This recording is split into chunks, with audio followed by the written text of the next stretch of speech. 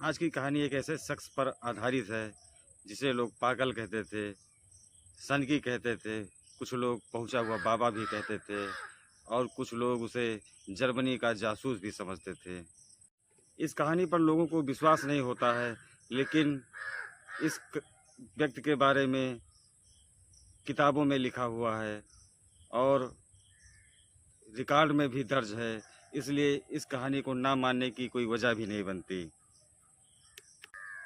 इस व्यक्ति का नाम राजपुतिन था, जो एक गरीब परिवार में पैदा हुआ। इसका बचपन में किसी काम में मन नहीं लगता था, पढ़ाई में स्कूल तो गया ही नहीं, लेकिन इसे जिस तरह से रखा गया इसका किसी काम में मन नहीं लगा। इसकी शादियां हुई, बच्चे हुए, लेकिन फिर भी इसके हालत में कोई सुधार नहीं हुआ और इसने चोरी भी की। कोर्ट ने इसे सज़ा भी दिया और सज़ा ऐसा दिया कि जाओ तुम तीर्थ यात्रा करो।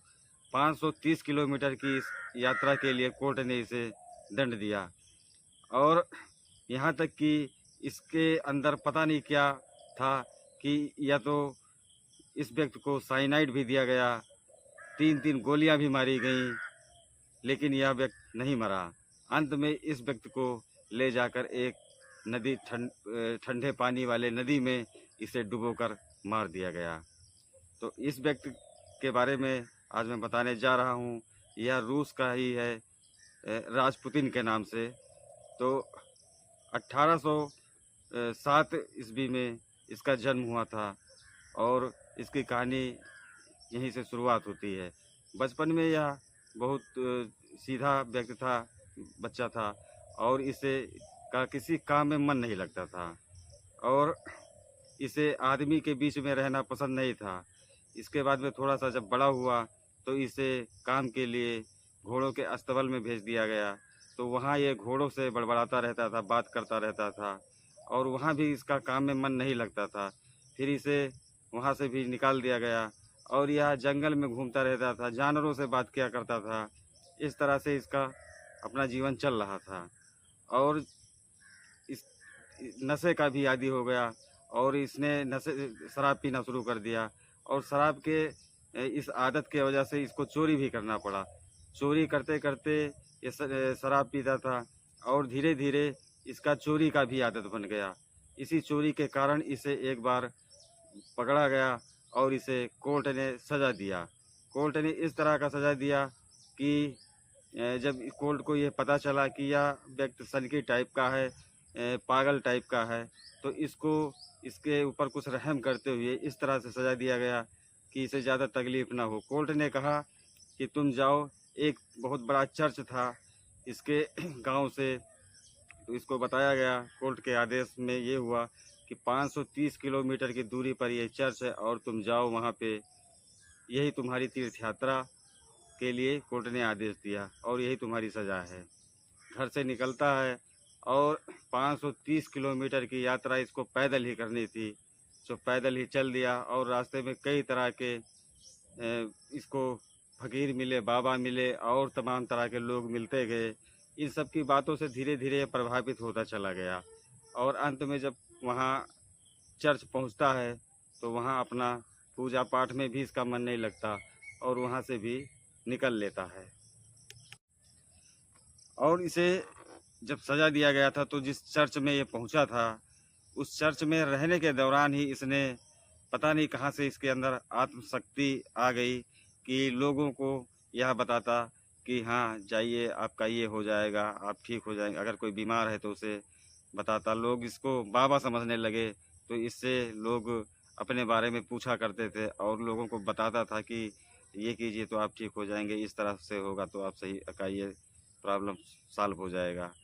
तो वहाँ के एक कुछ दूरी पर एक निकोलस नाम के एक राजा थे, उनकी राजधानी थी और उनका एक बेटा था जिसकी तबीयत काफ़ी ख़राब रहती थी और उसे एक अजीब तरह की कोई मर्ज़ था कि अगर इसे कहीं अगर इसको हाथ पैर में कहीं भी अगर कुछ कट जाता है तो इसका खून बंद नहीं होगा और ये इसकी जान भी जा सकती है। इस और धीरे धीरे वह बीमार होता चला गया। तो इसके बारे में जब निकोलस राजा को पता चला तो उसने इसको बुलवाया और जब इसको बुलवाया तो इत्तेफाक से 3 दिन पहले उसको बहुत ज़ोरों का बुखार चढ़ गया था और बुखार की वजह से वह अपने बिस्तर से उठ भी नहीं पा रहा था। इसको बुलवाया गया तो इसने कुछ नहीं किया, केवल उसको छुआ और कहा कि इसमें घबराने की कोई बात नहीं है, बहुत ही जल्द ठीक हो जाएगा। और इसके वहाँ से निकलते ही रात में इसको यह वहाँ से निकल लिया और इसके निकलते ही सुबह राजा निकोलस देखते हैं कि उनका बेटा बिल्कुल पूरी तरह से स्वस्थ हो गया और धीरे-धीरे उसकी जो भी बीमारियाँ थी धीरे-धीरे वो भी सब सही होने लगी। इस बात को लेकर राजा बहुत उससे प्रभावित हुआ और उसको अपने दरबार में बुलाया। फिर उसको अपने यहाँ रहने के लिए कहा कि आप हमारे इस महल में ही रहिए और आपकी मैं पूरी तरह से देखभाल करूँगा, जो भी होगा मैं आपका देखभाल करूँगा। धीरे-धीरे राजपुतिन से जो कोई कुछ राजमहल में पूछता था, राजमहल की जो भी समस्याएँ हुआ करती थी, वह बताता था कि इस तरह से करने पर यह समस्या ख़त्म हो जाएगी। इस तरह से उसकी बातें महल के बाहर भी लोगों में फैलने लगी और उसको एक दूसरी नज़रिए से देखा जाने लगा कि यह कोई पहुँचा हुआ बाबा है, कोई पहुँचा हुआ फ़कीर है। इस तरह से राजपुतिन का कद धीरे-धीरे उस राजमहल में बढ़ता चला गया और उसके जो ख़ास मंत्री थे, उन ख़ास मंत्रियों में से इनको भी राजपुतिन को जगह दे दिया गया। इन सब बातों से इसके बढ़ते कद की वजह से जो राजा थे, उनका एक भतीजा हुआ करता था और इस भतीजे को यह काफ़ी नापसंद था कि इस एक किसी बाबा को या किसी इस तरह से बाहरी अपरिचित व्यक्ति को इतने बड़े ओहदे पर बैठाया जाए। तो इसने उनका भतीजा और 3-4 लोग और मिलकर उसको मारने का प्लान बनाते हैं और इसे साइनाइड दिया